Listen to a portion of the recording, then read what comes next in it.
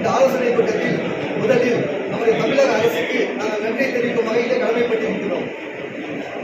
காரணம் என்னவென்றால் மகாவீர் ஜெயந்தி, மகாவீர் திருவாண்டே, அடலூர் ராமலிங்க அடிகளார் தினம், திருவள்ளுவர் தினம் போன்ற தினங்களுக்கு மத்திய அரசு பிறப்பித்த உத்தரவின் மீது மறுபரிசீலனை செய்து தமிழக அரசு அன்றைய தினம் எங்களுடைய இறைச்சி கடையை திறந்து விற்பனை செய்ய சிறப்பு அனுமதி வழங்கிய தமிழக முதல்வர் மற்றும் துணை முதல்வர் அவர்களுக்கு நமது சங்கத்தின் சார்பாக நெஞ்சாத நன்றியுடைய வாழ்த்துக்களை தெரிவித்துக் கொள்கின்றோம்.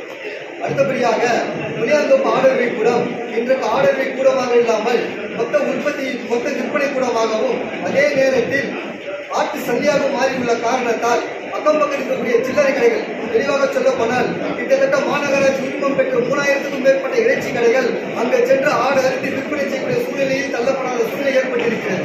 காரணம் என்னவென்றால் அங்கு இருக்கக்கூடிய இடங்கள் அவர்களை ஆக்கிரமிப்பு செய்து கொண்டிருக்கிறார்கள். கிட்டத்தட்ட 30-40 பேருக்கு ஆக்கிரமிப்பு செய்து கொண்டிருக்கிறார்கள்.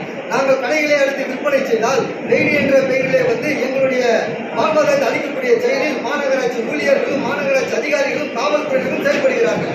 அதற்காக இந்த பிரச்சனை மேலும் தொடராமல் இருப்பதற்காக இப்போது வடசென்னை வளர்ச்சி திட்டம் என்ற பெயரிலே கிட்டத்தட்ட 50 கோடி ரூபாய் ஆடு அறுவை கூடத்தை நவீனப்படுத்துவதாக செய்திகள் வெளிவந்துள்ளன.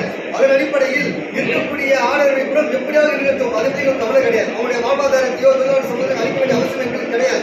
3500 அரிசி உரிமம் பெற்ற எங்களுடைய இறைச்சி கடைகளுக்கு தனியாக ஒரு ஆடு அறுவை கூடத்தை மாநகராட்சி ஏற்படுத்தி தர வேண்டும் என்பதையும் இந்த இடத்திலே வலியுறுத்துவதற்காக தான் இந்த கூட்டத்தை நாங்கள் ஏற்பாடு செய்து கொண்டிருக்கிறோம்.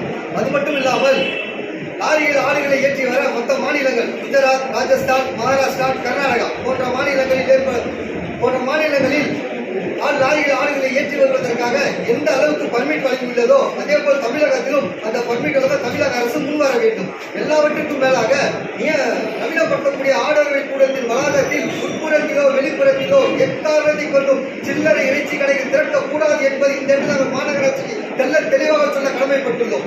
எல்லாவற்றிற்கும் மேலாக எத்தனையோ சமூகத்தினர்களுக்காக இந்த தமிழக அரசு வாரியம் என்ற பெயரில் நல்லது செய்திருக்கிறது. ஆனால் இந்நாள் வரையில் பிறந்த தாய் மண்ணிலே அனாதையாக இருக்கக்கூடிய சமூகம் ஒன்று உண்டு என்றால் அது நிச்சயம் நம்முடைய ஆட்டிறைச்சி வியாபாரிகள் சமூகம் மட்டுமாகத்தான் இருக்க முடியும். காரணம், இந்நாள் வரைக்கும் எங்களுக்கு எந்த அரசாங்கத்தில் கொடுக்கக்கூடிய சிலைகள் எதுவும் கிடைக்கவில்லை.